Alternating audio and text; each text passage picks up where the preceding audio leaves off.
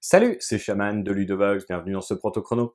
Aujourd'hui, je vais vous parler du jeu Fired Up Eternal Moments. Donc c'est un jeu pour 2 à 5 joueurs, avec une durée de partie qui devrait être dans les 60 minutes environ.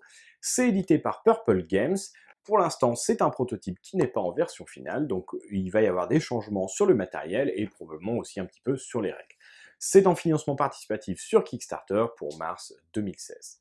Donc dans Fired Up, nous sommes dans un jeu de combat d'arène. Donc nous sommes dans le futur, nous allons avoir différents combattants suivant le nombre de joueurs qui vont être placés devant chaque joueur, mais néanmoins les joueurs ne sont pas les combattants, ils sont des fans de ce type de combat en arène et aussi des supporters d'un personnage particulier.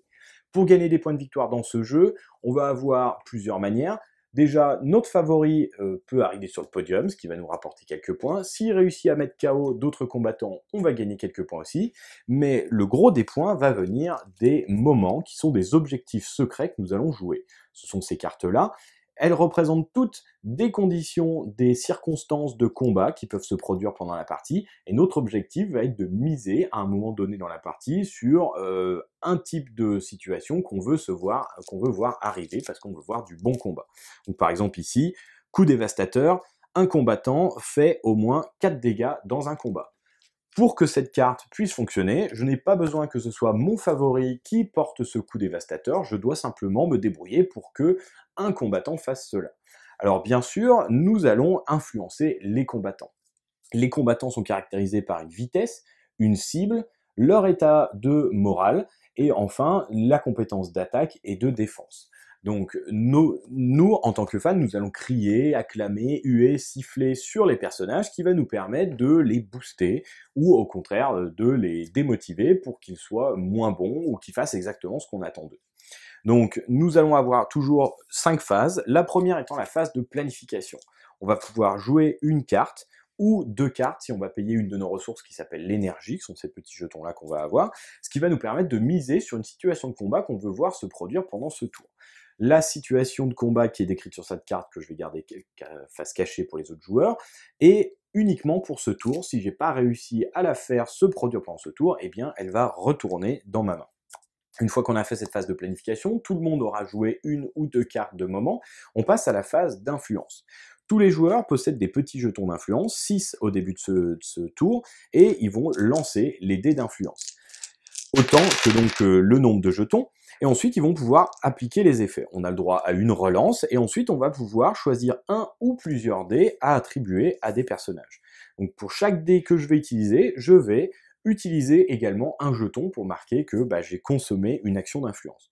Donc là par exemple, si je fais ceci, j'utilise une action vitesse et un x2, ce qui fait que je vais pouvoir augmenter 2 fois la vitesse d'un personnage. Je vais augmenter sur la barre d'influence, puisque ce personnage a été influencé, et ensuite, je vais jouer ce petit symbole-là, qui va me permettre d'augmenter la force de combat, ou j'aurais pu utiliser la défense aussi, de ce personnage. J'ai dépensé 3 de mes jetons d'influence, le tour continue, le prochain joueur fait de même, et ainsi de suite, et quand ça revient à moi, je ne peux plus lancer que 3 dés, puisqu'il ne me reste que 3 jetons d'influence. Donc on va pouvoir influencer sur différentes choses, la vitesse pour l'ordre d'attaque, la motivation avec les pouces en bas ou en l'air pour changer l'état psychologique du personnage, augmenter ses stats, on va pouvoir surtout lui donner des cibles. Donc ici, par exemple, voilà, je suis en train de donner des cibles à des personnages, donc ça peut me servir, par exemple, ici, parce que je veux faire un coup dévastateur, donc je peux avoir intérêt à me débrouiller pour qu'un personnage avec une forte valeur d'attaque attaque un autre personnage avec une faible valeur de défense, qui me permettra de réussir à valider cet objectif. Une fois que tous les joueurs ont terminé de jouer leur influence, on passe à la phase donc de morale. On va regarder le nombre de petits pouces en l'air et de petits pouces en bas qu'on pourrait avoir sur un personnage, et on va ajuster son état psychologique en fonction. Donc il peut devenir déprimé, il peut devenir motivé, ce qui le rend plus fort, et ainsi de suite. Et enfin, on va résoudre le combat en lui-même.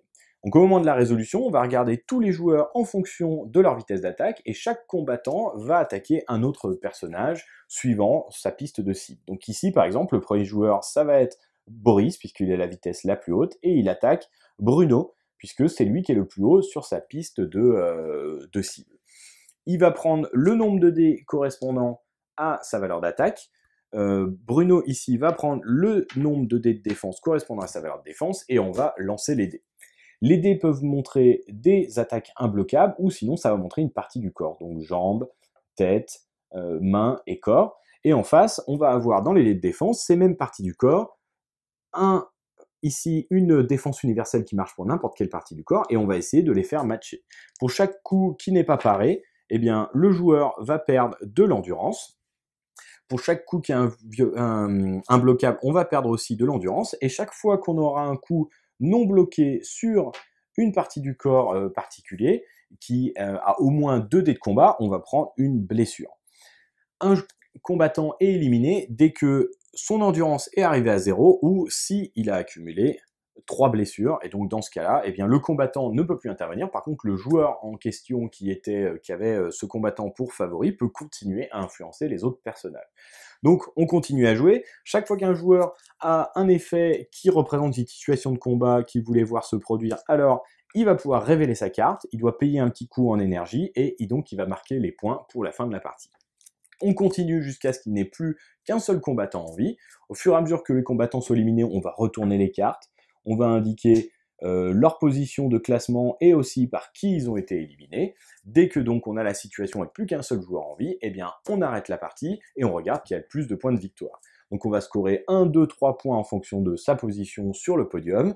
Chaque joueur qui aura réussi à avoir son favori qui met KO un autre personnage aura un point bonus. Et enfin, c'est la somme de toutes nos cartes de moment qui vont nous donner notre score final. Voilà, vous savez à peu près tout sur Fired Up. Maintenant, à vous de jouer!